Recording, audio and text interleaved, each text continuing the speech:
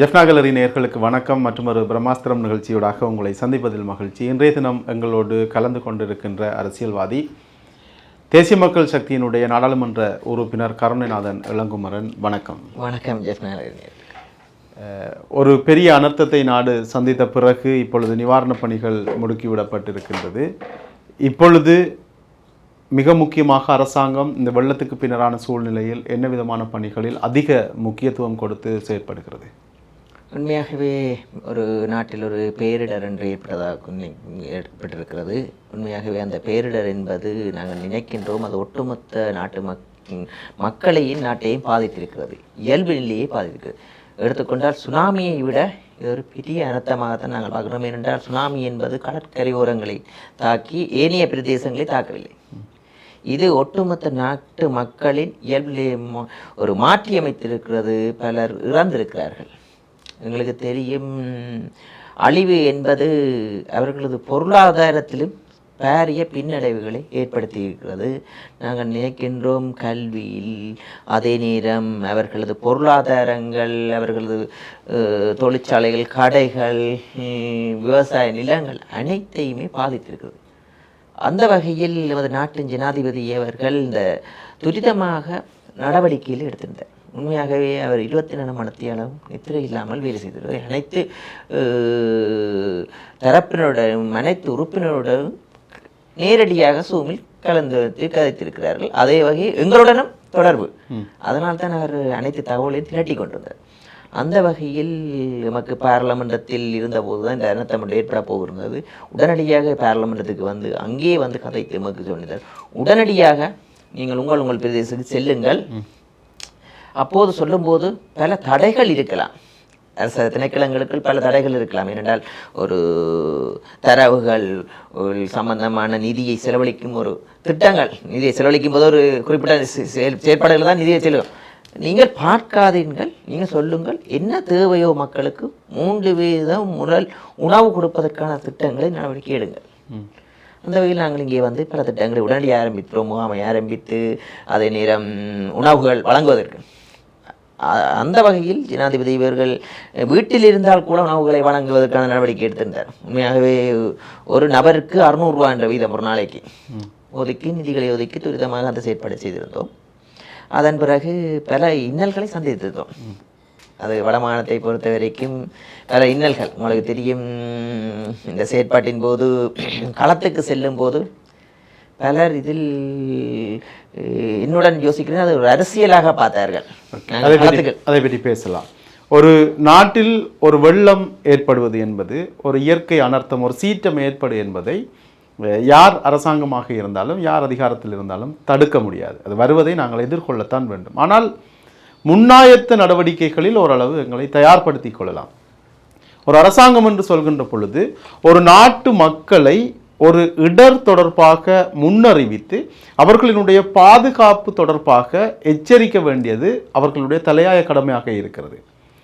இந்த வெள்ளம், இந்த டிட்வா புயல் நடைபெறுவதற்கு முன்னரான என்பிபி அரசாங்கத்தினுடைய எச்சரிக்கை நடவடிக்கைகள் அல்லது முன்னாயத்த நடவடிக்கைகள் போதும் என்று நினைக்கிறீர்கள்? அல்லது இன்னும் கொஞ்சம் அதிகமாகவே ஆயத்தமாக செயற்பட்டு இன்னும் கொஞ்சம் விரைவாக செயற்பட்டிருந்தால் அந்த மக்களை பாதுகாத்திருக்கலாம், அல்லது இன்னும் கொஞ்சம் மக்களை ஒரு சரியான சூழலில் வைத்திருந்திருக்கலாம் என்கின்ற நிலைப்பாடு இருக்கிறதா? உண்மையாகவே இந்த அனர்த்தங்கள் சம்பந்தமாக பாராளுமன்றத்தில் அந்த கூடுகின்ற கூட்டம், நான் நினைக்கின்றேன் ஜனாதிபதிகளும் கூறியிருந்தார் 7 ஆண்டுகளுக்கு பிறகுதான் கூடியிருந்தது.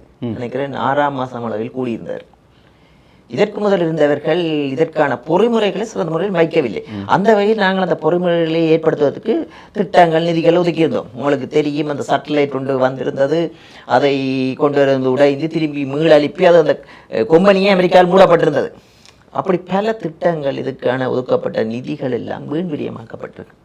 அந்த வகையில் நாங்கள் ஒன்றை கூறுகிறோம், 7 ஆண்டுகளுக்கு பிறகு கூடப்பட்ட கூட்டம் அதன் பிறகு துரிதமாக இப்போ வந்துவிட்டது. எதிர்வரும் காலத்தில் இதுக்கான சிறந்த ஒரு பொறிமுறை, ஏனென்றால் எங்களுக்கு தெரியும் இவ்வாறான அனர்த்தங்கள் எதிர்வரும் காலத்தில் நடைபெறக்கூடாது. அந்த வகையில் எம்மது அரசாங்கத்தின் மீது உலக நாட்டுகளுக்கு நம்பிக்கை. இல்லை, நான் திரும்பவும் இந்த கேள்வி, அரசாங்கத்தை இப்படி ஒரு சூழ்நிலையில் குற்றம் சுமத்துவதோ அல்லது அவர்களை விமர்சிப்பது என்பது என்னுடைய நோக்கம் இல்லை. ஆனால் இப்பொழுது நாங்கள் எதிர்கொண்டிருக்கக்கூடிய இந்த டிட்வா புயல் தொடர்பான முன்னெச்சரிக்கைகள் நடவடிக்கைகள் இன்னும் கொஞ்சம் விரைவுபடுத்தப்பட்டிருக்கலாம் என்று நீங்கள் எண்ணவில்லையா?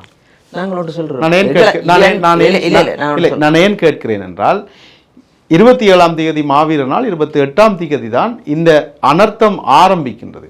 28ஆம் தேதி தான் ஜனாதிபதி தலைமையில் இந்த கூட்டம் ஒன்று கூடுகிறது. அன்றுதான் ஜனாதிபதி உங்களை எல்லாரையும் மக்களிடம் செல்லுங்கள், உங்களுடைய பிரதேசங்களுடைய பாதுகாப்பு தொடர்பில் கரிசனம் எடுங்கள் என்கின்ற பணிப்புரையை விடுத்திருந்தார். இந்த கூட்டம் நடைபெறுகின்ற பொழுது மலையகத்தில் மண் சரிவுகள் ஆரம்பிக்கப்பட்டிருக்குதானே.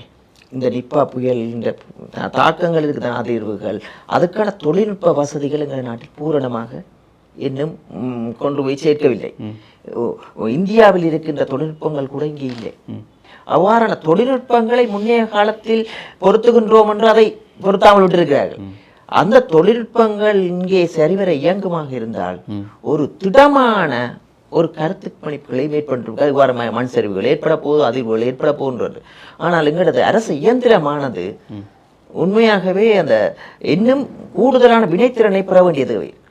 அந்த வினைத்திறனை பெறுவதற்கான பொறிமுறைகளை இயக்கி கொண்டிருக்கிறோம். இன்றைக்கு நாங்கள் உங்களுக்கு தெரியும், இந்த அரச பொறிமுறைகளுடன் கூட நாங்கள் சிறந்த முறையில் மாற்றுவதற்கு பல முயற்சிகள் எடுத்து கொண்டிருக்கோம். எங்களுக்கு பயணம் செய்யும் போதுதான் எங்களுக்கு தெரிகிறது அவ்வளோ.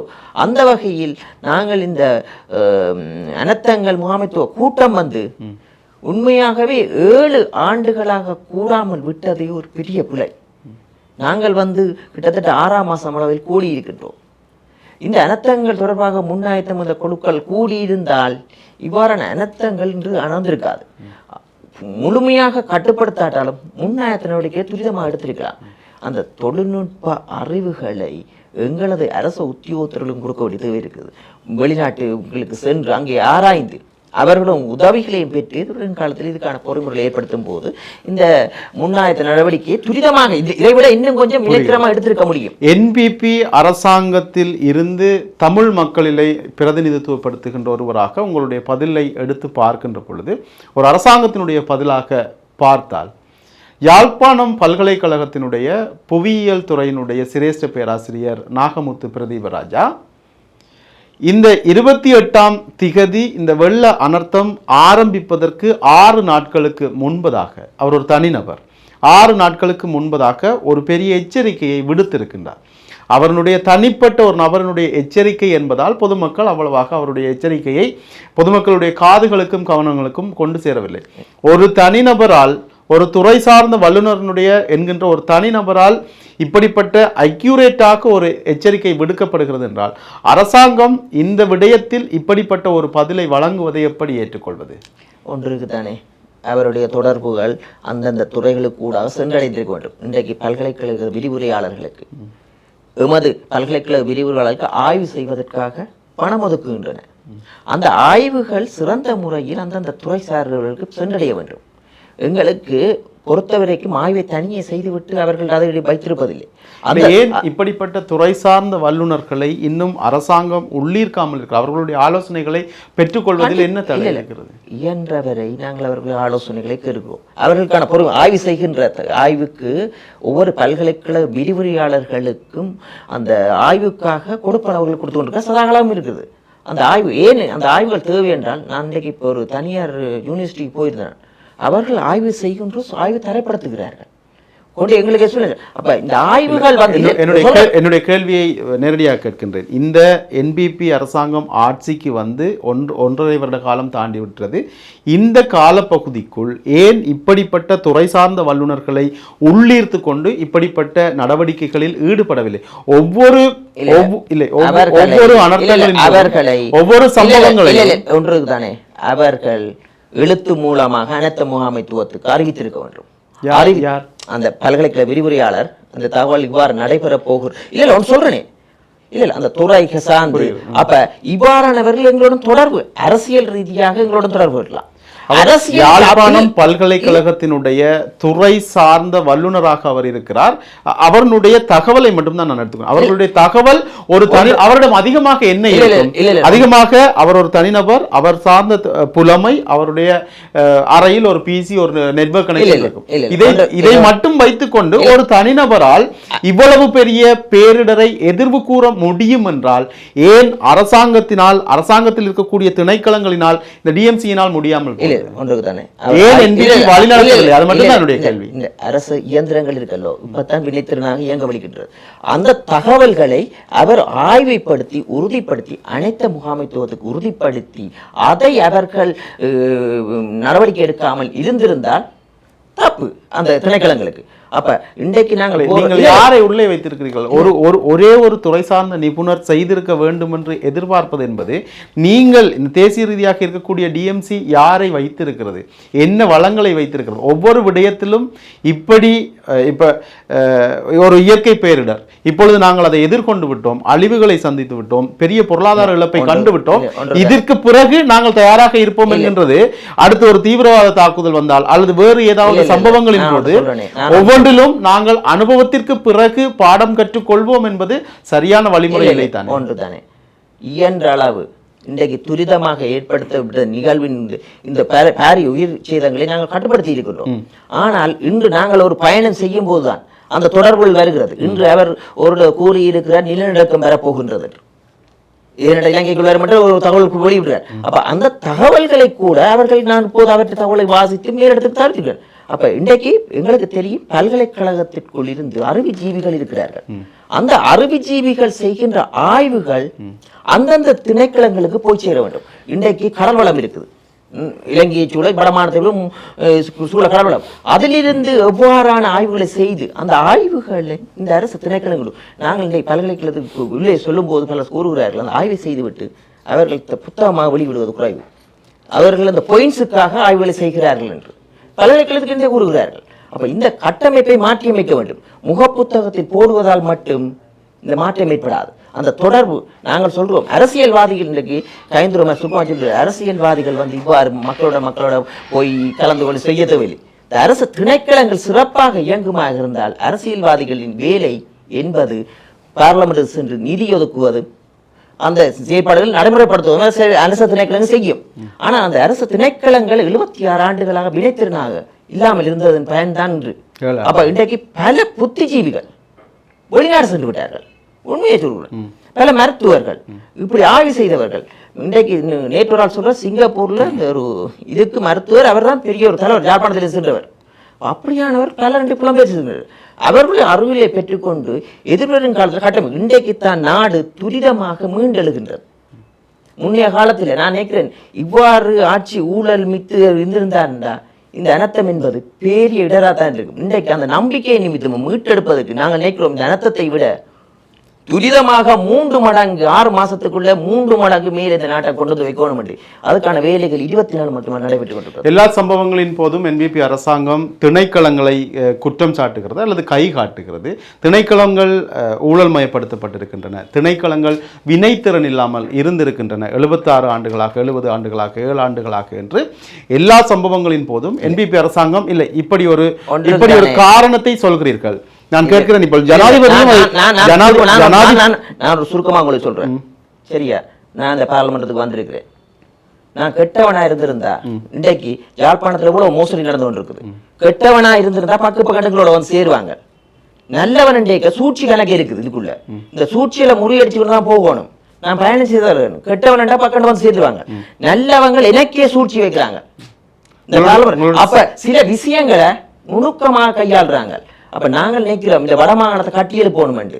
அப்ப நாங்கள் சொல்றோம் இந்த சூழ்ச்சிகள் மீளணும், இந்த நாட்டிலிருந்து போதைப் பொருளை. ஒரு நாடாளுமன்ற உறுப்பினராக வடமாகாணத்தில் இருந்து சேவையாற்றுவது பெரிய சவாலாக இருக்கிறது. சவால் தான் அது. இந்த அரசு இயந்திரங்கள் எத்தனையோ விஷயமாக சூழ்ச்சியை செய்கிறது. நான் அதை அனுபவம் ரீதியாக காண்றேன். நான் பயணம் செய்ததில் கவலைப்படுறேன். இந்த பயணத்தை நான் எப்பயோ அரசு திணைக்களங்கள்ல சில தகவல்களை என்ன செய்கிறது நாங்கள் ஒரு புதிய பார்லமெண்ட் உறுப்பினர்கள் இப்பதான் கொஞ்சம் ஒரு தகவல் எடுக்கக்கூடிய நிலைக்கு வந்திருக்கோம். இவருக்கும் நீங்கள் இந்த தன்னலை தொடங்கிக்க எவ்வளவு கஷ்டப்பட்டிருப்பீங்கன்னு தெரியும். இப்ப இவ்வளவு சிம்பிளா இருப்பீங்க. அந்த வகையில நான் இன்றைக்கு முன்னேறி கொண்டு போறேன் இந்த பயணத்துல. அப்ப இந்த திணைக்களங்களை வடிவமைக்கணும். அந்த இங்கே இருக்க தகவல்களை சுருக்கமா சொன்னா இந்த நிலநடுக்கம் பெறப்போன்றதை கூட சிங்களத்தை டிரான்ஸ்லேட் பண்ணி அனுப்பி இருக்கிறது புயலுக்கு. ஏனென்றா அதுல 6000 தேவை இருக்கிறது, சும்மா அப்படியே இல்லாது கேட்டு. அப்ப இதுகளுக்கான பொறுமையில செய்து கொண்டிருக்கிறோம். நாங்கள் அன்றத்தோழர் அவர்களும் சொல்லியிருந்தோம், நான் மாயாஜால வித்தைக்காரன் இல்லை, ஒரு நாள் நான் எல்லாருக்கும் தங்கம் கொடுக்கிறார். அப்ப எங்களுக்கு தெரியும் இன்றைக்கு இந்த நாட்டின் தலைமையின் மீது நம்பிக்கை இருக்கிறது. அந்த நம்பிக்கையை எங்களுக்கு தெரியும் 5 வருடத்தில் உயர்ந்த ஸ்தானத்தில் வைப்போம் என்று திடமான நம்பிக்கை இருக்கு. அதுக்கான பொறுமையை பண்ணுங்க. அதான் சொன்ன 7 வருடங்களா இந்த அனர்த்தம் உங்கள் தொடர்பாக கூடாது. இன்று அந்த தொழில்நுட்பங்கள் ஒழுங்காக பொருத்தப்பட்டிருந்தால், ஒழுங்கான ஒப்பந்ததாரத்துக்கு ஊடாக முன்னே அரசாங்கம் செய்திருந்தால், இன்று எமது தொழில்நுட்பத்துக்கு ஊடாக எவ்வளவு கண்டுபிடிச்சிருக்கலாம். இன்றைக்கு இவ்வளவு தொழில்நுட்பம் வளர்ந்துட்டுது. அப்ப எங்களுக்கு தெரியும் இதுவரை காலம் இவ்வாறான அறிவு சார்ந்தவர்களை அரசாங்கம் அவருடைய கருத்துக்களை கேட்கவில்லை. அதைத்தான் கேட்கிறேன். நீங்கள் சொல்கின்ற இதே விடயத்தை ஜனாதிபதி அனுரகுமார திசாநாயக்கவும் சொல்கிறார். அனர்த்த முகாமைத்துவம் தொடர்பாக நாட்டினுடைய எந்த திணைக்களங்களும் எந்த அறிக்கைகளையும் சமர்ப்பிக்கவில்லை, தயாரிக்கவில்லை என்கின்ற ஒரு குற்றச்சாட்டை முன்வைக்கிறார். எதிர்காலத்தில் இதை மீண்டும் மீண்டும் இவற்றை குற்றச்சாட்டுகளாகவே 5 வருடங்களும் கடந்து செல்ல முடியாதல்வா? எந்த பொறிமுறையினூடாக நீங்கள் இந்த திணைக்களங்களை வழிபடுத்த போகிறீர்கள்? யாழ்ப்பாணத்தில் ஒரு நல்ல ரேடர் ஒன்று நிறுவ போறோம். ஏன் கடல் வழியால் வர்ற விஷயங்கள் கிலோ நிறுவையில் பலாலில் நிறுவ போறோம். என்னதுக்கு இந்த போதப்பண்ணர் அப்பாறான இந்த அனர்த்தம் சம்பந்தமான நிலநடுக்கங்கள் பூரணமாக ஆராய்ந்து கண்டிப்பாக உலக நாடுகள் எல்லாம் உதவி செய்ய தயாராக இருக்கிறது. இன்றைக்கு நான் நினைக்கிறேன் உலக நாடு மட்டும் இல்லை, தமிழ் மக்கள் கூட எனக்கு தெரிந்தவர்கள் இந்த அரசாங்கம் நம்பிக்கை இருக்கிறது. ஏன் அந்த நம்பிக்கை நிமித்தமாக தான் உலக நாடு படையெடுத்து வருது. கேட்காமலே இந்த உலக நாடுகள் உதவிக்கு வருகிறது, கை நீட்டுது. எந்த அரசாங்கத்திடமும் என்பிபி உதவி செய்யுங்கள் என்று கேட்கவில்லை. எந்த அரசாங்கத்திடம் உடனடியாக இந்தியா வருகிறது. முந்தைய அரசாங்கத்தை விட இன்றைக்கு களத்தில் வந்து நிற்கிறாங்க. இவ்வளவு இராணுவத்தில் இங்கே வந்திருக்கிறார்கள், ஜப்பான்லேருந்து வருகிறார்கள். நாங்கள் நினைக்கிறோம் அது இந்த நம்பிக்கை இந்த அரசாங்கத்தில் ஊழல் இருக்காது, விட்டுச்சட்ட அபிவிருத்திகள் எல்லாம் மீள வருகிறது. ஏன் ஊழல் இல்லாமல் எங்களுக்கு நம்பிக்கை இருக்கிறது. 5 வருடத்தில் நாங்கள் இதை கூறிக்கொண்டு மக்கள் பல எதிர்பார்ப்புகள் மத்தியில் இருக்கிறார்கள். 5 வருடத்துக்குள்ள தனிநபர் வாழ்க்கையில் முன்னேற்றத்தை கொண்டு வரணும். அந்த முன்னேற்றம் ஒன்று வருமாக இருந்தால் தான் இந்த நாட்டு மக்கள் வாக்களிப்பார்கள். இல்லை, இது பொதுப்படையாக அந்த கருத்தை நான் ஏற்றுக்கொள்கிறேன். திணைக்களங்கள் என்பிபி அரசாங்கத்தோடு இப்பொழுது வரையிலும் ஒரு முருகல் போக்கை கடைபிடித்துக் கொண்டிருக்கின்றன. இந்த திணைக்களங்களை வழிப்படுத்துவதற்கு ஜனாதிபதியிடம் அல்லது என்பிபி அரசாங்கத்திடம் இருக்கின்ற ஒரு பொறிமுறை என்ன? ஒன்றுதான் நாங்கள் கூறணும். நீங்கள் இலங்கை போக்குவரத்து தொடர்பான திணைக்களங்களை எடுத்தால் அவர்களோடு முரண்பட்டு கொண்டிருக்கிறார்கள். இப்பொழுது அனர்த்த முகாமைத்துவம் எல்லா திணைக்களங்களோடும் ஒரு முரண்பாடு தான் நிலவுகிறது. ஒருவரிடம் முரண்பாட்டு ரீதியாக போயில்லை, முரண்பாட்டு இல்லை, அவர்களோடு ஒத்தோடுவதற்கு சவால்கள் இருக்கிறது தானே. நாங்கள் ஒரு பயணத்தை மேற்கொள்ளும் போதுதான் இவர்கள் திறமையாக ஓடுகிறார்கள் என்று மாற்ற முடியும். இவர்களை நாங்கள் பழிவாங்க ரீதியாக மாற்றுவதால் மாற்ற முடியாது. ஒரு பயணத்தை செய்யும் போதுதான் அவர்களை முன்னேறும். இன்றைக்கு நாங்கள் ஆசிரியர் நியமனத்தை எடுத்துக்கொள்ளுங்கள், பரீட்சை எக்ஸாம் வைக்க சொல்றோம் பரீட்சை ரீதியாக. ஏனென்றால் எதிர்கால சந்ததி உருவாக்குது, முன்னாள் ரவார் இல்லை. அப்ப பலர் கேட்கிறார்கள், ஏன் நாங்கள் பல்கலைக்கழகம் படித்து வந்துட்டு ஏன் பரீட்சை போட்டி, அதுக்கான ஒரு போட்டி பரீட்சை இருக்குது. அப்ப அந்த போட்டி பரீட்சையில் சித்தியடைய அப்ப நாங்கள் அந்த கட்டமைப்புக்குள்ள போய் கொண்டிருக்கோம். அரச கட்டமைப்புகளை நாங்கள் சொல்றோம் ஒரு நாளில் எல்லாத்தையும் மாற்றி அமைக்க முடியாது. படிப்படியாக நாங்கள் அன்றத்தோட போய்க்கு முதல் கேட்டது பார்லிமெண்ட் உறுப்பினர் இவரை நாங்கள் மாத்துங்க, அவரை மாத்துங்க. அவர் ஒன்று சொன்ன திருமணங்கள் கூடாகி ஊழல் மலிந்திருக்கிறார். இதுக்கே தான் வேலை செய்யும். அப்ப நாங்கள் பயணத்தை மேற்கொள்வோம். பயணம் செய்யும் போது தெரியும் இவர் திறமையாக வேலை செய்கிறார். இன்றைக்கு திறமையாக வேலை செய்கிறான் என்ன நடக்கும்? முன்னுக்கு கொண்டு போவோம், அவரை கொண்டு போய் இந்த மக்களுக்கு சேவை செய்யும். அப்ப நாங்கள் இயன்றளவு மக்களுக்கு நாங்கள் சேவை செய்கிறோடு மக்கள் நம்புகிறோம், மக்களுக்கு நம்பிக்கை வரும். அந்த நம்பிக்கையை மேலும் மேலும் பலப்படுத்துவோம். நாங்கள் இந்த வெள்ள தொடர்பாக இந்த அனர்த்தம் தொடர்பாக தொடர்ச்சியாக பார்த்தால் வெள்ள நிவாரண பணிகள் அல்லது வெள்ளத்துக்கு பிறகான நிவாரண நடவடிக்கைகளில் யாழ்ப்பாணத்தில் வழங்கப்பட்டிருக்கக்கூடிய நிவாரணத் தொகை அல்லது அதற்காக தெரிவு செய்யப்பட்டிருக்கக்கூடிய குடும்பங்கள், வீடுகள், அவர்களுடைய காணிகள், இந்த விவகாரங்களில் மிகப்பெரிய ஒரு அரசாங்க தலையீடு இருப்பதாகவும் அரசியல்வாதிகளினுடைய தலையீடு இருப்பதாகவும் இது ஏறக்குறைய ஒரு முறைகேடான செயல் என்றும் குற்றச்சாட்டுகள் வைக்கப்படுகிறது. அப்படி இல்லையா? எந்த வகையிலும் முறைகேடு இல்லை. உங்களுக்கு தெரியும், முந்தி சமுத்தி கொடுப்பனவு நேரடியாக மக்கள் போய் சென்று வேண்டும். இப்போ அவர்கள் கணக்கிலக்கத்துக்கு வைப்பிச்சுக்கிறோம். இன்றைக்கு இந்த பெரிய அளவு நிதி என்று கூறுகிறார்கள் 36 கோடி கிட்ட. அந்த நிதி வந்து ஒட்டுமொத்த வடமாநில சனத்தொகையில் 7.14 வீதம். நாங்கள் நினைக்கின்றோம், இன்று நான் பல இடங்களுக்கு சென்றிருக்கேன், வீடுகளுக்கு வெள்ளம் வந்திருக்கிறது, அவர்கள் அழுகிறார்கள். காக்கதீவு, வேலணை குடியிருப்புகள், வீட்டு திட்டங்களால் உருவாக்கப்பட்ட குடியிருப்புகள் வெள்ளத்தில் மூழ்கி இருக்கிறது. அது இன்று மட்டுமில்லை, சதாகாலம். ஏன் இந்த நல்லூர் கூட நாங்கள் ஆய்வு செய்து கொண்டு வந்து நீரை வெளியேற்றுவதற்கு கூடுதலாக பம்பிங் முறையில் தான் வெளியேற்ற வேண்டிய கடப்பாடு இருக்குது, ஆய்வு செய்து கொண்டிருக்கிறோம். ஏனென்றால் இது இப்போ இல்லை, சதாகாலமாக இருக்கின்ற இதுக்கான தீர்வுகளை முற்றுப்புள்ளி வைக்க வேண்டும். அப்போ இயன்ற வரைகள் நாங்கள் துரிதமாக நடவடிக்கை எடுத்துருக்கோம்.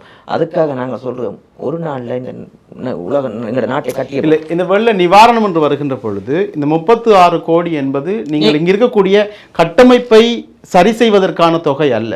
இங்கே இருக்கக்கூடிய நேரடியாக வீடுகளை சரி செய்வதற்கும் அவர்களினுடைய குடும்பங்களுக்கான நிவாரணங்கள் வழங்குவதற்குமான தொகை. இங்கு தெரிவு செய்யப்பட்ட நபர்கள் அல்லது தெரிவு செய்யப்பட்ட குடும்பங்கள் எல்லாமே எந்த பொறிமுறையினூடாக தெரிவு செய்யப்பட்டது? கிராம சேவகர், பிரதேச செயலாளர், மாவட்ட செயலாளர், இந்த வழிமுறையினூடாக மட்டும்தான் தெரிவு செய்யப்பட்டதா? கிராம சேவையர்கள் அவர்களுக்கு போய் சென்று ஆராய்ந்து அந்தந்த பிரதேசத்துக்கு தெரிவு செய்திருக்காரு. நாங்கள் இன்று கூட நாங்கள் சொல்லி இருக்கின்றோம், ஒவ்வொரு ஜிஎஸ் ஆபீஸ்லேயும் காட்சிப்படுத்த சொல்லி அவருடைய பேர் வீரம். ஏனென்றால் காட்சிப்படுத்தப்படும் போது ஒரு சிலர் ஆதாரபூர்வமாக நிரூபிப்பார்களாக இருந்தால் அவர்களையும் சேர்க்க சொல்றோம். உங்களோட வெள்ளம் வந்திருந்தால் இது வந்து சேர்ப்பது ஒரு புறம் இருக்கட்டும். இப்பொழுது இந்த 36 கோடி என்பது ஏனைய மாவட்டங்களுக்கு ஏற்பட்ட அழிவுகளோடு ஒப்பிடுகின்ற பொழுது யாழ் மாவட்டத்திற்கு ஏறக்குறைய ஒன்றுமே இல்லை. நீங்கள் சொன்னது போல ஒரு சில கிராமங்களில் வெள்ளம் அதிகமாக இருந்தது உண்மை. ஆனால் பெரும்பாலான இடங்களில் வழக்கமாக நாங்கள் எதிர்கொள்கின்ற ஒரு அனர்த்தமாகத்தான் இது இருந்தது. இப்படி இருக்கின்ற பொழுது முழுமையாக சேதமடைந்த வீடுகளுக்கு வழங்கக்கூடிய நிவாரணத் தொகை, பகுதியளவில் சேதமடைந்திருக்கக்கூடிய வீடுகளுக்கு வழங்கக்கூடிய முழுமையான நிவாரணத் தொகை என்று பெரிய பட்டியலே இருக்கிறது. இந்த பட்டியலில் அரசியல் தலையீடு இல்லையா? அரசியல் தலையீடு இல்லை. நாங்கள் ஒன்று சொல்றோமே, உங்களுக்கு தெரியுமா, 48 கோடி ரணில் காரணருக்கு கோயிலுக்கு கொடுத்திருக்கிறார். கோயில்களுக்கு சரியா, நாங்கள் கொடுப்பது அந்தந்த மக்களுக்கு தான். நாங்கள் அதே நேரம் முன்னைய காலத்தில் அரகல போராட்டம் வீடுகள் 180 கோடி அரசியல்வாதி பெற்றிருக்கார். இவர்களுக்கு மக்களுக்கு கொடுக்கும் போது ஒரு சிலர் அரசியலாக்குகிறார்கள். அவர்களை நாங்கள் வந்து கூறுகிறோம். கல்லுண்டாய் வழி நெடுந்தீவில் சொல்லிடுறோம் 1500 குடும்பம் இருக்குன்று, 800 வீடுகள்லாம் இருக்கிறது. கேட்க ஒரு வீட்டில் 2 பேர் இருக்கணும், 3 பேர் இருக்கணும், ஒரே குடும்பம். இந்த நிவாரணத் தொகை வீடுகளுக்கானதா குடும்பங்களுக்கானதா? வீடுகளுக்கானது 25,000. ஒரு வீடுகளுக்கானது என்று வருகின்ற பொழுது ஒரு வீட்டில் 2 குடும்பங்கள் இருந்தால் ஒரு வீட்டுக்கான இழப்பீடு தான் போக வேண்டும். ஒரு வீட்டில் 2 குடும்பங்கள் இருக்கின்ற பொழுது 2 தொகை அங்கு போவதற்கான வாய்ப்புகள் இல்லை. வீடுகளுக்கான கொடுப்பன 25,000. நீங்கள் இதை உறுதிப்படுத்துகிறோம். இந்த நிவாரணத் தொகை வழங்கக்கூடிய நபர்கள் குடும்பங்களினுடைய பெயர் பட்டியல்கள் மக்கள் மத்தியில் காட்சிப்படுத்துவதற்கான வாய்ப்புகள் இருக்கிறதா? இப்பொழுது அது ஒரு பெரிய பரவலான அனைத்து பிரதேசத்திலேயும் நான் காட்சிப்படுத்த சொல்லிட்டேன். ஏனென்றால் மக்களுக்கு தெரியப்படுத்த வேண்டும். மக்களுடைய பணம் இது காட்சிப்படுத்தும் என்கின்ற விவகாரத்தை நீங்கள் உறுதிப்படுத்த முடியும்.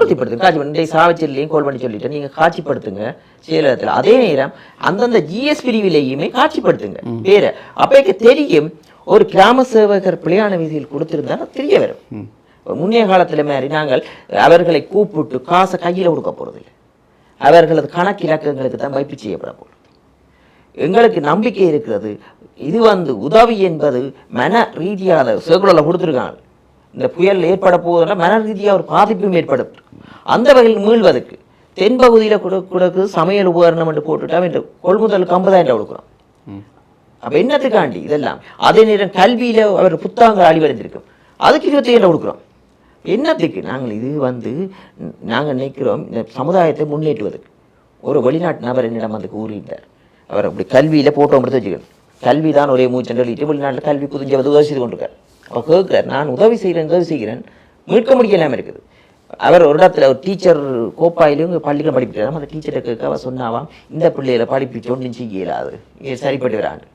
அப்போ அவர் சொன்னார், இந்த பிள்ளைகளுக்கு கல்வியை ஒழுங்காக கொடுக்காவிட்டா என்னங்க இந்த நாட்டில் குற்றச்செயல்கள் அதிகரிக்கும். கல்வி இல்லாமல் போனால் குற்றச்செயல் அதிகரிக்கும். தேவையில்லாத துர்நடத்தைகள். இப்போ எங்கள் சமுதாயத்தை கல்வி ரீதியாக மேம்படுத்த வேண்டும். அந்த வகையில் நாங்கள் இயன்ற அளவு நாங்கள் இதை திருடவில்லை. இந்த இடத்துக்கு நான் ஒரு பார்லமெண்ட் உறுப்பினர் வந்திருக்கேன். ஆளுங்கட்சி பார்லமெண்ட் முந்தி இப்படி வந்திருப்பார்கள். நாங்கள் எந்த வகையிலுமே மக்கள்கிட்ட பணத்தை துஷ்பிரயோஜனம் மக்கள்கிட்ட தான் கொண்டு வச்சுக்கிறோம். அதனூடாக அந்த பிரதேச மக்களுடைய பணத்தை மக்களிடம் கொண்டு சேர்ப்பதற்கு என்பிபி நாடாளுமன்ற உறுப்பினர்களும் ஒரு பட்டியல் தயாரித்தார்கள் என்று எடுத்துக்கொள்ளாமா? நாங்கள் உங்களுடைய தலையீட்டின் அடிப்படையில் பட்டியல்கள் தயாரிக்கப்பட்டதா இல்லையா? நாங்கள் வறிய மக்களை நேரே சென்று கிராம சேவகர்கள் தயாரித்த பட்டியல், பிரதேச செயலாளர்கள் தயாரித்த பட்டியலுக்கு அப்புறமாக நாடாளுமன்ற உறுப்பினர்கள் அமைச்சர்களினுடைய தலையீட்டுடன் பட்டியல் தனியாக தயாரிக்கப்பட்டதா இல்லையா? இல்ல எந்த வகையிலுமே நான் ஆணித்தனமா சொல்றேனே, எங்கள் அழுத்தத்தின் ஊடாக எந்த பட்டியலும் தயாரிக்கப்படவில்லை. தயாரிக்கப்படவில்லை. நீங்கள் சொல்வது அரசியல்வாதிகள், அதாவது நாடாளுமன்ற உறுப்பினர் அமைச்சர்களினுடைய தலையீட்டின் மூலமாக தனியாக பட்டியல்கள் அழுத்தங்கள் என்று நான் சொல்றேன். தயாரிக்கப்பட்டதில்லை. நாங்க பேரடிசில அந்த இடத்துல ஒரு கிராம மக்கள் எங்களுக்கு கோல் பண்ற ஒரு சுருக்கமான சொல்றேன், 600 ரூபாய் சாப்பாட்டு பாசல் ஒதுக்கி இருந்தாங்க. ஒரு சாப்பாட்டு பாசல் எங்க கட்சி ஆபீஸுக்கு அனுப்பினோம். ஒரு சோறும் போட்டோங்க காட்டுறவங்களுக்கு சோறும் வாழைக்காய் கறியும். வாழைக்காய் மழை நேரம் எப்படி உங்களுக்கு தெரியும் எப்படி கிடைக்கும்? மக்களினுடைய அவலங்களை நான் புரிந்து கொள்கிறேன். ஒருவேளை நாடாளுமன்ற உறுப்பினர் அமைச்சர்களினுடைய தலையீட்டின் அடிப்படையில் அது தவறு சரி என்று சொல்ல வரவில்லை. இந்த சாப்பாட்டு பாசலை பாருங்கள், தெல்லிப்பளை பிரதேசத்துல ஒரு உறுப்பினர் கொடுக்கப்படுகின்றது. ஒரு வாழைக்காய் கறியும் இது இந்த சாப்பாட்டு பாசல் கட்சி காரியாலயத்துக்கு வந்து ஒரு நபர் கொண்டு கொடுக்குறாரு. இந்த சாப்பாட்டு பாசல சாப்பிட முடியுமா? நாங்க சாப்பிட்டு போட்டு அந்த பிரதேசம் உடனடியாக அந்த பிரதேசத்துக்கு செல்கிறோம். அந்த பிரதேசத்துக்கு சென்று பார்க்கும்போது அங்கே இருக்கிறவர்கள் கூறுகிறார்கள், எங்கள்கிட்ட இந்த பணத்தை தாங்க, நாங்கள் 1000 பேருக்கு அது கிராம மக்கள் அங்கே இருக்கிறோம், தாங்க சமைச்சு கொடுக்கலாமட்டு. அதே மாதிரி நாங்க டிஎஸ் சொல்றோம், ஏன் இந்த வாழைக்காய் பிடிச்சிடும். அடுத்த நாள் அதே மக்கள் அதே ஜிஎஸ் எல்லாத்தையும் சாப்பாடு உணவு உபகரணங்களை கொடுக்குறார். அவையே சமைச்சு மீதமாக கூட கறியெல்லாம் வச்சு வடிவாக 1000 சாப்பாடு சமைச்சு கொடுக்குறார்கள். அப்ப நாங்கள் நினைக்கிறோம், நாங்கள் நிதியை ஒடுக்கிறோம், சிறந்த முறையில் மக்களை சென்றடைந்தோம். அதே நேரம் வெள்ளம் பாதிக்கப்பட்ட இடங்களுக்கு நாங்கள் செல்கிறோம், சேவை செய்ய வேண்டும் என்கின்ற உங்களுடைய நோக்கமும் மக்கள் படுகின்ற அவலத்தையும் நான் சரியாக புரிந்து கொள்கிறேன். ஆனால் இப்பொழுது தயாரிக்கப்பட்டிருக்கின்ற இந்த மொத்த பட்டியலுக்கும் கிராம சேவகர்களும் பிரதேச செயலாளர்களும் மாவட்ட செயலாளரும் தான் முழுதாக பொறுப்பா என்று நான் கேட்கிறேன். என்னுடைய தலையில் அப்படி இல்லை. நீங்கள் எந்த பட்டியலும் தயாரிக்கப்படவில்லை என்றால் பொறுப்பு முழுவதும் அவர்கள்தான் என்று அர்த்தப்பட்டிருக்குதானே? பொறுப்பு அவர்களுடையதுதான். ஏனென்றால் அரசு நாங்கள் நிதி ஒதுக்குவது, நிதி ஒதுக்கும் போது அவர்கள் சிறந்த முறையில் பட்டியது. அதான் நாங்கள் கூக்குறோமே, இந்த பேர் பட்டியலை வெளியிடணும். நீங்கள் இதுக்கு முதல்ல நடந்த இவ்வளவு ஊழல் நடந்திருக்கு, அதை யோசிச்சு பாருங்க. அப்போ ஒரு சிலர் நிற்கிறார்கள், இந்த நிதி நாங்கள் திருடுவதற்கு இல்லை, நாங்கள் அப்படிப்பட்டவர்கள் இல்லை. அதே ஊழவர்களுக்கு உணவு புறப்பது ஒரு எங்களோட கட்சி காரியத்தில் ஒரு உணவு பொதி கூட நாங்கள் நிவாரணம் வெளிநாட்டு உணவு தந்ததை நாங்கள் ஒன்றை செய்யல. இன்றைக்கும் கூட எங்களோட கட்சி காரியத்தில் பிளேஞ்சி தான் குடிக்கிறாங்க. வந்து பாருங்க, அப்ப நாங்கள் பயணம் செய்வது உங்களது எதிர்கால சந்ததிக்கு நல்ல நாட்டை உருவாக்கும். அந்த வகையில் யாருக்காவது அநீதி இழைக்கப்படுமாக இருந்தால் அந்த இடத்தில் நின்று நாங்கள் அந்த கிராம சேவகர்களை தொடர்பு கொண்டு அதுக்கான அதிகாரம் இருக்கிறது. கிராம சேவகரை கொண்டு வந்து கூட்டுவன், இதை பாருங்க, இந்த வெள்ளம் பாதிக்கப்பட்டு போடுங்க, அது அவர்கள் முடிவெடுக்க வேண்டியது. அதே நேரம் அவர்களும் பிழையான வகையில பிழையான ஒரு சிலருக்கு தண்ணி இல்லாத இடத்துல கொடுத்திருந்தா அது நாங்கள் ஒன்று கூறுகிறோம், இது மக்களுக்கு கிடைக்கின்ற பணம். ஒரு சிலர் கூறுகிறார்கள், அதுல குறிப்பிட்டிருக்காங்க, சர்க்குலர்ல குறிப்பிட்டிருக்காங்க, இது மன அழுத்தத்திலிருந்து மீள்வதற்காக இந்த அரசாங்கம் மக்களுக்கு பாதிக்கப்படுமா இருந்த இந்த இடமா இருந்த பக்கச்சார் முந்தித்தான் தென் மாகாணத்துக்கு ஒரு சர்க்குலர், வட மாகாணத்துக்கு ஒரு சர்க்குலர் அரசு அதிகாரிகள் சொல்றாரு. இந்த ஒட்டுமொத்த இலங்கைக்குமே ஒரே வகையில ஒரே தரத்தில் நாங்கள் இயன்றோம். இந்த வெள்ள நிவாரண பணிகளில் இளங்குமரன் அதிகமாக நேரடியாக களங்களுக்கு சென்று பல்வேறுபட்ட சேவைகளில் ஈடுபட்டிருந்தார். அதை ஊடகங்கள் வாயிலாகவும் சமூக வலைத்தளங்கள் வாயிலாகவும் நாங்கள் அதை பார்த்தோம். அதை நான் பதிவு செய்து கொண்டு இந்த கேள்வியை கேட்கின்றேன். இந்த வெள்ள நிவாரண சேவைகளின் போது, கள விஜயங்களின் போது குறிப்பிட்ட ஒரு கிராம சேவகரை அவருடைய பணி செய்ய விடாமல் நீங்கள் தாக்கியதாக ஒரு குற்றச்சாட்டு வழி பரபரப்பாக பேசப்பட்டு கொண்டிருக்கிறது. ஏன் அப்படிப்பட்ட என்ன சம்பவம் நடந்தது சொல்லுங்கள், அங்கே என்ன நடந்ததை கூறுகிறேன். நான் ஒரு தாக்கு நபர் இல்லை, நான் உண்மையாகவே உங்களுக்கு தெரியுது தொலைபேசி இணைப்புகள் துண்டிப்பிக்கப்பட்டிருந்தது. நாங்கள் அங்கே விடிய காலமே போனதில்லைன்னு சொல்கிறோம். விடிய காலம் போயிருந்தோம், அங்கே சமைப்பதற்கு கூட விறகு இல்லாமல் இருந்தார்கள். கேஸ் சிலிண்டர் அப்போ வேறு சொன்னேன், சர்க்குலர் படி கேஸ் சிலிண்டர் வேண்டியலாம். நாங்கள் கேஸ் சிலிண்டர் வேண்டுங்க, முதலாவது உணவு கொடுக்கணும், அவங்க சமைக்கிறது கேஸ் சிலிண்டர் வேண்டுங்க ஜிஎட் எடுத்து சொன்னார். உடனடியாக காசு வேண்டி கொடுத்தார்கள் பிறகு அல்லது நாங்கள் வேறு யாட்டையாவது நிதியை வேண்டி தருவோம் அரசு நிதி எடுக்கணும் இல்லை உடனடியாக இப்போ அவசரத்துக்கு கேட்டால் தருவாங்க உடனே வேண்டி சமைத்தார்கள் சரி அங்கே சமைக்கிறவர்களுக்கு நடவடிக்கை எடுத்துட்டு நாங்கள் போய்விட்டோம் அதே நேரம் கிளிநொச்சியில் இருக்கும் ஒரு தனிநபர் கடையில் வச்சுருக்கிற பேசுகிறவுடன் உணவு வழங்கப்படும் உண்மையாக குத்தரிசி சாப்பாடு வழங்கி கொடுத்தா நாங்கள் கேட்கிறவர்களுக்கு வழங்கி கொடுத்துறோம் ஏனென்றால் அந்த நேரம் ஒரு துரிதமாக இயல்நிலை கடையில் தான் இலவசமாக சரியோ உண்மையாக குடும்பத்துக்கு நல்ல கிடைக்கும் கிட்டத்தட்ட 600 பார்சல் கொடுத்தாங்க அந்த விநியோகிச்சிருந்தோம் அதே நேரம் அந்த இடத்துக்கு ஒரு கிராம சேவர் சொல்லியிருந்தார் அந்த ஒரு பகுதி அந்த ஐயப்பன் விரதம் பிடிக்கிறேன் அவர் சைவ உணவு அந்த கிராமம் புள்ளாய் சைவம் தானே கேட்டிருந்தார் உடனடியாக நாங்கள் சைவ சாப்பாடு எடுத்துக்கொண்டு வந்து அவர்களுக்கு கொடுத்து விட்டு அந்த இடத்துல கொடுத்துட்டு மீறி மிஞ்சிட்டு அப்போ நான் வந்து அந்த இடத்துக்கு அந்த கிராம சேவர் தாக்குற அட்மினிஸ்ட்ரேஷன் அவர்கிட்ட ரூம் இருக்குது அதெல்லாம் அந்த என்னென்னு சொல்கிறது அட்மினிஸ்ட்ரேஷன் இயங்கி கொண்டு இருக்குது அந்த முகாமுக்கான அட்மினிஸ்ட்ரேஷன் நான் அங்கே போய் பார்க்கும்போது விடிய அந்த நிலையத்தை சுற்றி பார்த்தோன்னா ஒரு டைல்ஸ் ரூம் பதிச்சிருக்குது மேலே நான் நினைக்கிறேன் அந்த வடமாகாண கல்வியின் பணி பண்ணுறது இது அலுவலகம் மேலே நூலகமாக கீழே சும்மா கதிரை போட்டு சும்மா ஒரு ஹோல் அங்கே மீட்டிங் நடக்கிறேன் அங்கே சொன்னேன் இது மீட்டிங் நடக்கிறேன் நான் உடனே கேட்டேன் அதை வெளிநாடு கேட்டால் திறந்து விடலாம் தானேட்டு அப்போ ஏன் திறந்து விடையில நான் வந்துட்டேன் அப்புறம் பின்னேரம் போய் பார்த்துட்டு வந்தேன் அங்கே போய் பார்த்தேன் ப்ரெக்னென்ட் லேடிகள் இருக்கிறோம் ஒரு 60-70 பேருக்கு ஒரு ரூமில் எனக்கு மனவேதனை சின்ன பிள்ளை இருக்கு நான் உடனே கிளிநொச்சி மாவட்ட அங்கே அரசாங்க அதிபரிடம் தொடர்பு கொண்டு கேட்டேன் அப்போ அவரும் இங்கே ஜாழ்ப்பாணம் வந்திருந்தார் ஜாழ்ப்பாணத்தை நிற்கிறேன் நான் வர்றேன் சொல்லி அவர்கிட்ட கால் பண்ணி கேட்டேன் அந்த டைல்ஸ் மாத்திரம் வந்து இந்த ப்ரெக்னென்ட் லேடிஸையும் மற்றது சின்ன பிள்ளை இருக்கிறவங்க ஒரு டைல்ஸ் விட்டால் நல்லது தானே ஒரு நோய் தொற்று ஏற்படுது உடனடியாக தொடர்பு கொண்டு நான் உணவு விநியோகிக்கலாங்க எங்களை வந்தவர்கள் உணவு கொடுத்துட்டு கீழே மிஞ்சின சாப்பிட கொண்டு வந்தேன் அதுக்கு நான் அந்த பெண் கிராம சேவருடன் வந்திருந்தேன் அதில் சின்ன வாய்த்தக்கம் அவர்களுக்கு எங்களை உறுப்பினர்களுக்கு வாய்த்தக்கம் போய்கொண்டிருக்குது சாப்பாடு பாசல தள்ளி வாய்க்கத்தக்கம் போய்கொண்டிருக்கு யாருக்கு இடையில் அந்த கிராம கிராமசேவருக்கும் மக்களுக்கு முடியல எங்களை வந்தவருடன் கதைச்சு கொண்டிருக்கணும் அப்போ நான் எம்பிட்டு சாப்பிட கொண்டு வந்தேன் அப்போ நான் உடனடியாக நான் அந்த இடத்துக்கு சென்றிருந்தேன் அவருடன் நான் சொல்லியிருந்தார் என்னை பார்த்து சொல்லியிருந்தார் இஞ்சியெல்லாம் சாப்பாடுறதுக்காக முகாமை விட்டு வெளியேறு சரி நான் உன்னுடைய கடுகளை தாக்கவும் இல்லை சரியோ பேசினான் ஒரு எம்பி வந்தால் எப்படி முந்தி எம்பிக்கு எப்படி மரியாதை கொடுப்பாங்க உண்மையாக சொல்லுங்க கூட்டிக் கொண்டு இருத்தி அவர் கதைக்க வேண்டிய தேவையில்லை ஒரு கிராம சேவகர் என்னுடன் வந்து முரண்பட வேண்டிய தேவையில்லை உடனடியாக அங்கே இருக்கிற முகாமுக்கு பொறுப்பானவரோட போய் கதைச்சு தொடர்பை ஏற்படுத்தி இப்போ எம்பி சாப்பாடு ஒன்று எடுக்கிறதா இல்லையா அப்போ என்னோட பிஹெச்ஏ ப்ரொமோஷன் தேவை உண்மையான சர்க்குலருக்கு பிஹெச்ஏ சர்க்குலராக அதுதான் அந்த கடை பிஹெச்ஏல 15 கடை தான் சரி அப்போ எங்களுக்கு பிஹெச்ஏ சர்க்குலர் ஒன்று தேவை தானே அது நடைமுறை அரசு திணைக்களத்தில் இருக்கிற நடைமுறை வாதெல்லாம் கொடுக்கலாத வெளியில் போகும் இது ஒரு அரசியல் கசப்பான நான் உடனடியாக கொஞ்சம் இதுக்கு பிறகு வெளியில் வந்துட்டேன் இந்த வானத்தை வந்து டிரைவர் கூட்டிக் கொண்டு இந்த வாடகை வெளியில் வந்துட்டேன்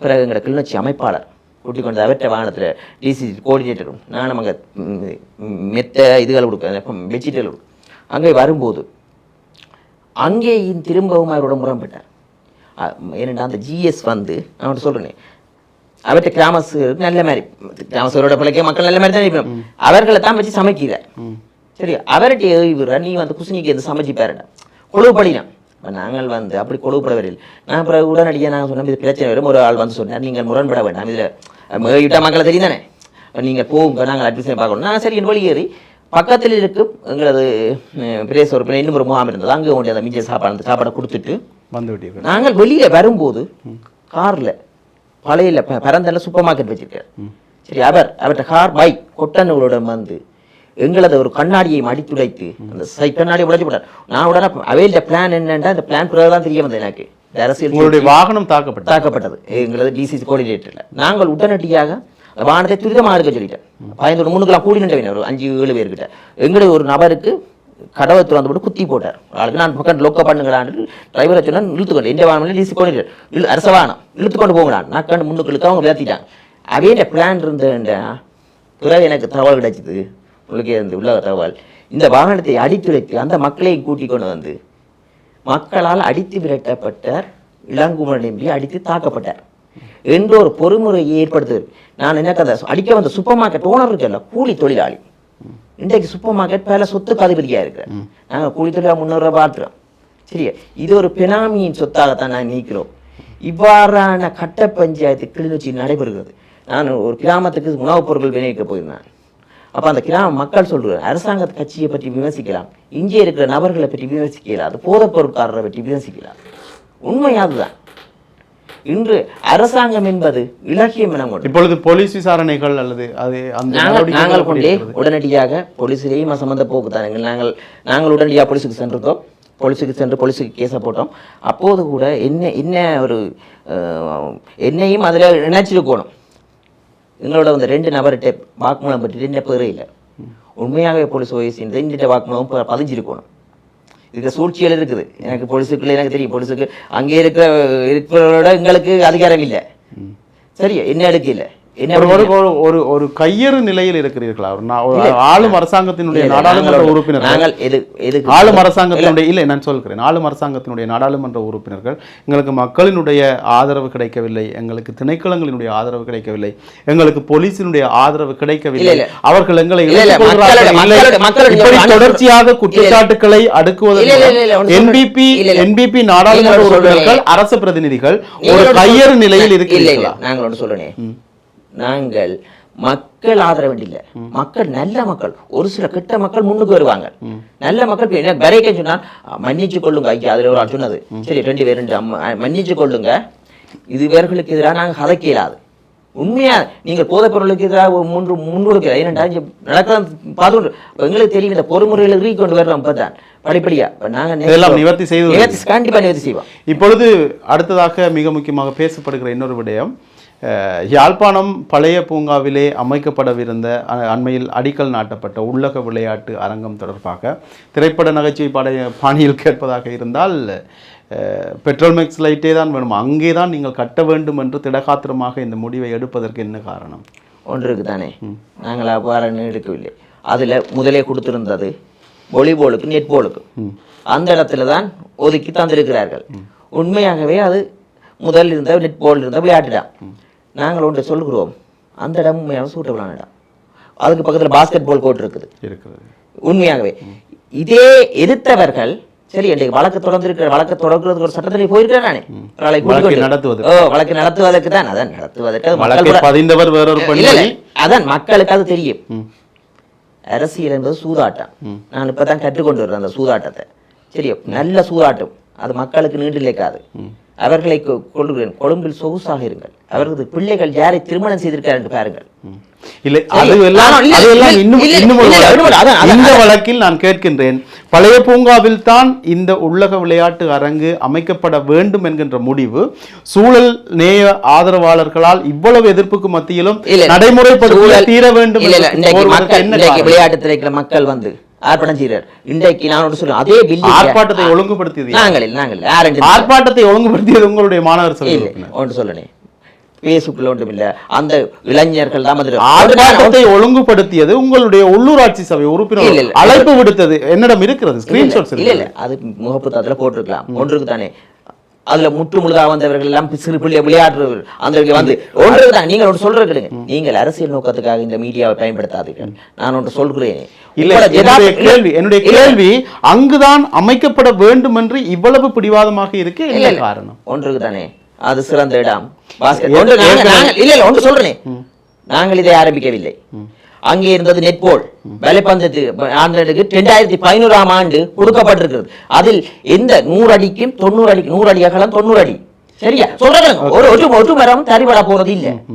சரியா, அப்ப இவர்கள் மரத்தை அகற்றினால்தான் அந்த 100 அடிக்கு 90 அடி. ஏற்கனவே 2011ஆம் ஆண்டு அந்த இடமானது வலைப்பந்தாட்டத்துக்கு வாலிபாலுக்கு கொடுக்கப்பட்டிருந்தது.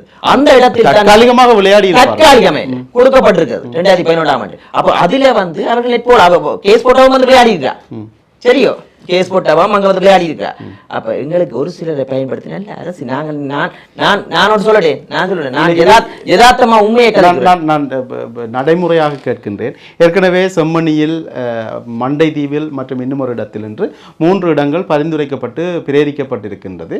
இதை தவிரவும் இன்னும் ஒரு வலிகிழக்கு புத்தூர் விளையாட்டு அரங்கு ஒன்றும் இதற்காக பரிந்துரைக்கப்பட்டு அந்த இடமும் பரிசீலிக்கப்பட்டிருப்பதாக செய்திகளில் தெரிய வருகிறது. இந்த இடங்களில் எல்லாம் இந்த நகர்ப்புறத்திற்கு சற்று தொலைவாக கொண்டு போய் இப்படிப்பட்ட அபிவிருத்தி நடவடிக்கைகளை மேற்கொள்வதன் மூலம் இன்னும் கொஞ்சம் இந்த விளையாட்டு இந்த நகரை இதனுடைய போக்கை விஸ்தரிக்கலாம். போட போறோம்.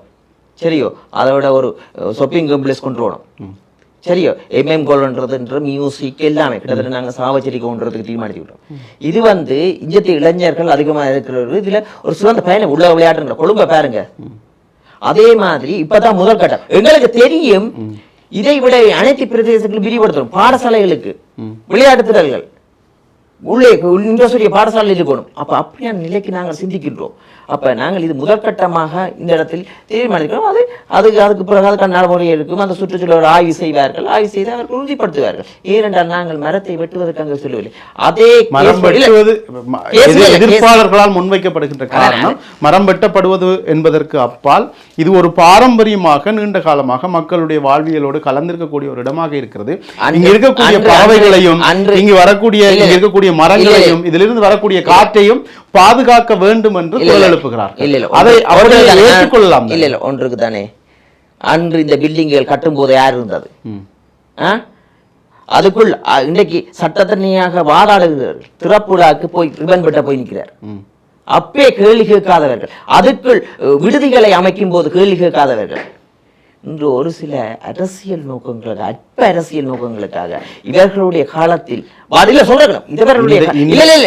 இவர்களுடைய காலத்தில் நான் இப்படி கேட்கிறேன். இந்த அனர்த்தத்துக்கு பிறகு ஜனாதிபதி ஒரு உரையில் பேசுகின்ற பொழுது சொல்கின்றார், இயற்கையினுடைய சமநிலையை குலைக்கக்கூடிய எந்த விதமான கட்டடங்களுக்கும் நான் அனுமதி வழங்க போவதில்லை எதிர்காலத்தில் என்று சொல்கிறார். மாநகர சபை இதுகளை பார்க்க வேண்டும். இங்கே இருக்க முனிசிபல் கவுன்சில் எங்கே சட்டத்துக்கு புறமாக கட்டப்படுகிறதா அல்லது ஒரு சில கொடுப்பனர்களை வேண்டிவிட்டு நடக்கிறார்களா? ஒன்று சொல்றேன், மாநசபைக்கு இருக்கும்போது அவர்கள் நாங்கள் அங்கே கொண்டே கொடுப்போம், கொடுத்தா அப்படி எடுப்போம். இதுக்கு முதல்ல இருந்த அந்த பெரிய கொஸ்டல் எல்லாம் கட்டி உள்ளுக்க விடுதிகள் கட்டி எவ்வளவு இருக்குன்னு நீங்க போய் பாருங்கள். ஒரு சில விளையாட்டு 11-12 இங்கே நீர்வேலிக்கு வந்த நெல் ஃபேக்டரியை கொண்டே மருதங்கனியில போட்டால்தான் கடலுக்கு என்ன போடணும்? கருவாட்டு ஃபேக்டரி போடணும். சரியா? இந்த பிரதேசத்துக்கு நீர்வெளி பிரதேசத்தில் வந்த ஒரு அரிசியாலையை தூக்கிக்கொண்டே கருவாடு காய போட்டு கடல் பிடிக்குது மருதங்கனியில. அப்படியான அபிவிருத்தி எல்லாம் வந்திருக்கு. வாழைக்காய் பச்சி, சரியா, எண்ணெயை போட்டு பெரிய அளவில் சொதிக்கணும். ஆனா வர்ற வாழைக்காய் குறைவு. அப்ப நாங்கள் என்ன செய்யணும்? அதுக்கேற்ற மாதிரியாவே இந்த தரத்துக்கு ஏற்ற மாதிரி கொடுக்கணும். அப்ப நாங்கள் ஒன்று சொல்றோம், இப்போது நிலையில யாழ்ப்பாணம் மைய பகுதிகளில் இவ்வளவு மக்கள் வாழ்கிறார்கள். அப்போது இந்த இடத்துக்கு முதல்ல சூட் பிறகு எங்களுக்கு அனைத்து பாடசாலையும் டெவலப் பண்ண தான் போறோம். எங்களை நாடு முன்னேறும் தான். இலங்கை பாஸ்போர்ட்டை வச்சுக்கிறது பெரியமா நாட்டை உருவாக்கத்தான் போறோம், உருவாக்கியே தீருவோம். நாங்கள் கடினப்பட்டு முயற்சி கொண்டிருக்கோம். எங்களுக்கு ஒரு சிலர் அற்ப அரசியலுக்கு இல்லை, என்பிபி இந்த வேலை திட்டங்களை எவ்வாறு தடுக்கலாம், என்னடா டிலே பண்ணலாம், அந்த வேலை செய்து கொண்டிருக்கிறார்கள். அதை அவர்களது அரசியல் நாட்டு மக்களுக்கு நன்றா தெரியும். அதை யார் கேஸ் போட்ட வேண்டும்? சரியா? யார் கேஸ் போட்ட வேண்டும்? இங்க கள்ள உறுதி முடிச்சு, டென்ட் உறுதி முடிச்சு சட்டத்தரணிகளை காப்பாற்றுவதற்காக செல்கிறார்கள். இருக்குது. அதுகளுக்கு எதிராக வாதாடத்தில் இப்போது கொழும்பிலேருந்து வீனஸ் புறம் இஞ்சோடி இங்கே இருந்துட்டு இப்படியான கேசுகளுக்கு வாதாட சிறந்த சட்டத்தரணி. உண்மையாகவே அவர் ஆர்வலர் என்றால் இங்கே கிளிநொச்சி பிரசிடங்களில் மரங்களை தடுக்கி போது அதுகளுக்கு போய் கேசப்பட சொல்லுங்க. இங்கே குடியிருக்க சொல்லுங்க. அவர்கள் பிள்ளைகளை கொண்டு இங்கே கல்வி கேட்க சொல்லுங்க. ஒவ்வொரு மக்களும் இதை உணர்வார்கள் என்று நம்புகிறேன். நாங்கள் சொல்ல யார் கேஸ் போட வேண்டும்? மக்களுக்கு நன்றாக தெரியும். நாங்கள் ஒரு என்ன உங்களுக்கு தெரியும், என்ன இந்த ரோட்டில் ஒரு சந்தையை கட்டியிருக்கிறோம். எங்க எவ்வளோ கடினப்பட்டு முயற்சிக்கிறோம். இன்றைக்கு சதோசாவுக்கு தான் அதிகம் வெங்காயம் அங்கேருந்து போகுது. இப்போ அவர் சிந்திச்சு கொண்டிருக்காரு, அதை சுற்றி ஏதாவது டிராக்டர் உபகரணங்களை, விவசாய உபகரணங்களை போட்டு ஈர்க்கிறதுக்கான நடவடிக்கை எடுத்து கொண்டிருக்கிறோம். இப்போ அந்த கடையை முன்னே காலத்தில் வழங்கி இருக்கணும். இப்போது அந்த கடைகளை துறக்காதவர்களுக்கு லெட்டர் அனுப்பி இருக்கிறோம். இதுகளை துறக்குங்க, அல்லது ஏனண்டா ஒரு அரசாங்க கட்டத்தை கட்டிப்பட்டு துறக்க அமைச்சிருக்கிறது. இப்படிப்பட்ட நடவடிக்கைகளை எடுத்துக்கொண்டிருக்கோம் படிப்படியா. நாங்களோட சொல்றேன், நாங்கள் பயணிக்கிறது இதுல இருக்க உங்களோட பிள்ளைகளுக்கு நாங்கள் 100 வருடம் இருக்க போறோம். சரியா? எதிர்கால சந்ததி ஒரு நாட்டினுடைய பிராந்தியத்தில் இருந்து மக்கள் பிரதிநிதிகளாக ஒரு சிலரை மக்கள் வாக்கு மூலமாக தெரிவு செய்கிறார்கள் என்றால், இங்கே இருக்கக்கூடிய மக்களினுடைய பிரச்சனைகளை மக்களினுடைய பிரதிநிதிகளாக சென்று பாராளுமன்றத்தில் பேச வேண்டும் என்பதுதான் அடிப்படையான எதிர்பார்ப்பாக இருக்கிறது மக்களுடைய. ஆனால் இங்கிருந்து தெரிவு செய்யப்பட்டு நாடாளுமன்றத்திற்கு சென்றிருக்கக்கூடிய நீங்கள் அல்லது நாடாளுமன்ற உறுப்பினர் அர்ச்சுனா ராமநாதன் உள்ளிட்டவர்கள் நாடாளுமன்றத்தில் பரஸ்பரம் உங்களுடைய பிரச்சனைகளை பேசுவதும் ஒருவரை தகாத சொற்களால் வசைபாடுவதும் என்பது மக்களினுடைய பிரச்சனைகளை புறந்தள்ளிவிட்டு உங்களுடைய பிரச்சனைகளை பேசுவதற்காகவே நாடாளுமன்ற அமர்வுகளில் பங்கெடுப்பது போன்ற ஒரு தோற்றத்தை உருவாக்குறது. ஏன் அப்படி செய்கிறீர்கள்? மக்களினுடைய பிரச்சனைகளை பேசலாம் அல்லவா? இல்ல ஒன்றுக்கு தானே, பார்லமெண்டத்தை பற்றி உங்களுக்கு இந்த நேர்காணலுக்கு தெளிவாக சொல்லணும். பார்லமெண்டத்துக்கு போக முதல்ல நான் நினைச்சேன் பார்லமெண்டத்தை கலைக்கிறதால பிரச்சனை தீர வேண்டும். உண்மையாகவே பார்லமெண்டத்தில் ஒரு கமிட்டி ரூம் இருக்குது. கூறுகிறார் தானே பார்லமெண்டத்தை சமர்ப்பித்தேன் மூல நடவடிக்கை எடுக்கிறேன். அங்கே கோப்புழு இருக்கிறது, கோப்புழுக்கு மீட்டிங் இருக்குது. அதே நேரம் மருத்துவத்துக்கு ஒரு புறம்பானது. அங்கே வந்து அரசு அதிகாரிகள் எல்லாம் உட்கார்ந்திருப்பார்கள். வட மாநிலத்தில் எல்லாம் பெருமை அரசு அதிகாரி அங்கே வைத்து தான் சமர்ப்பித்து அங்கே தான் முடிவுகள் எடுக்க வேண்டும். பார்லமெண்டத்தில் கதைக்க கிடைப்பது ஒரு குறிப்பிட்ட நிமிஷம், 10 நிமிஷம், 8 நிமிஷம். நாங்கள் அதில் தெளிவாக அந்த விளக்கங்களை கூறியிருக்கிறோம். பாருங்கள், ஒரு சில வார்த்தைகள் தான், ஒரு கடைசி கட்டங்கள் தான் நாங்கள் கதைக்கிற ஒரு சிக்கல்ல. உண்மையாகவே அது புரியணும். ஏனென்றால் அதில் குறிக்கிறது உள்ளாக முழுமையான நேரம் பெரிய பிம்பம் இருக்கிறது. வடமாகாணம் அல்லது யாழ்ப்பாணத்தில் இருந்து செல்லக்கூடியவர்களுடைய ஊடக நம்பர் சொல்றேனே, அந்த நல்ல விஷயங்களை கதைக்கிற போடுவது தாக்கி அதான் போட்டு இருக்கிறேன். நான் முழுமையாக செய்த இதுக்கு தவளை போடுறது இல்லை. ஒரு குற்றச்சாட்டாக கூட முன்வைக்கவில்லை. பொதுவாக இலங்கை ஒட்டுமொத்த நாடளாவிய ரீதியிலே ஒரு பெரிய பிம்பம் இருக்கிறது. வடக்கிலிருந்து வரக்கூடிய மக்கள் பிரதிநிதிகள் அல்லது யாழ்ப்பாணத்தில் இருந்து வரக்கூடிய மக்கள் பிரதிநிதிகளுடைய அரசியல் முதிர்ச்சி தொடர்பாக ஒரு பெரிய வியப்பு இருக்கிறது தெற்கில். அந்த வியப்பு எல்லாம் தவிடுபடியாக்கப்படுவதாக முதிர்ச்சி வந்து இன்றைக்கு சொல்றேன். இதுக்கு முதல்ல முந்தி சென்ற பழைய ஆளுங்க ஸ்பீச் எடுத்து பாருங்க. பழைய எங்கடையாக்கள் எவ்வளவு சொதப்பி இருக்கணும் போய். சரி, அரசியல் பேச்சுகள் வழுக்குவது என்பது வேறு. பரஸ்பரம் தகாத வார்த்தைகளை எந்த வகையிலுமே தகாத வார்த்தைகளை பயன்படுத்தவில்லை. பார்லமெண்டத்துல நேரடியா சுட்டிக்காட்டுறது தமிழருக்கு இந்த கலாச்சாரத்தின் நிலைகளை சுட்டிக்காட்டுறதுதான் ஒரு சில. அதே நேரம் நாங்கள் தர்க்க ரீதியா சொல்லியிருக்கிறோம் இப்படியான விஷயங்களை. கடைசி கட்டத்தில் நான் அதில் ஒன்று சொல்ல, இந்த பார்லமெண்ட் நடைமுறையை சொல்லிட்டேன் அவங்க மக்களுக்கு தெரிஞ்ச நல்லது. பார்லமெண்டத்தில் கமிட்டி ரூம் இருக்குது. அங்கே போனோன்னு எங்களுக்கு ஒரு கமிட்டி, எங்களோட கமிட்டியில் எங்களோட பேர்கள் ஒரு குழுக்களில் போட்டிருப்பாங்க ரோட்டில். அந்த குழுக்களுக்கு எங்களுக்கு கூடுதல் அதிகாரம் இருக்குது கதைக்கிறதுக்கு. அந்த குழுக்களை பாதுகாப்பு தொடர்பான பாதுகாப்பு கமிட்டியில் நான் இருக்கிறேன். கூடுதலாக கேட்கிறேன், எவ்வளோ தகவலை கொண்டே கொடுக்குறேன், இவ்வளோ சொத்து விவரங்களை இவரை விசாரிங்க. இப்போ இந்த தாக்கினவரையும் கொண்டே கொடுப்பேன், இவரை சொத்து விவரத்தை விசாரிங்க. விசாரிச்சு என்ன சொத்து செய்தான் அதையத்தானே வேணும். இதுகளை இல்லாமல் ஒவ்வொரு தகவலுக்கு போய்க்க நான் திரட்டி கொண்டு போடுறேன், திரட்டி கொண்டு கொடுக்குறேன். பாதுகாப்பு வச்சுட்டு தனித்தனியே ஒரு ஜிஎஸ்பிவாக கொடுக்குறேன் பேர். இதுக்கெல்லாம் மேலே அங்கே பார்லிமெண்ட்ல. அப்போ அந்த அமைச்சுகளுக்கு சென்று வருகிறேன். அதே நேரம் மிஞ்சி உங்களுக்கு தெரியும் என்ன மிஞ்ச கழிவு நீர் சுத்திகரிப்பு நிலையம் கொழும்பு மாதிரி கப்ளைனிங் துறை சார்ந்த அபிவிருத்திகள் இந்த கமிட்டி அறைகளில் தான் தீர்மானிக்கப்படுகிறது. இங்க வந்து இன்னுமே எங்களோட சுற்றுலா டெவலப் ஆகணும்னா இங்க கழிவு நீர் இருக்குதானே, டாய்லெட் வேஸ்ட் போட்டு பைப்லைன் குடும்ப மாதிரி போகணும். கூட பில்டிங்கை கட்டி போட்டு பாருங்க, அந்த கழிவு நீர் ஊத்துறது கூட கஷ்டப்படுறாங்க.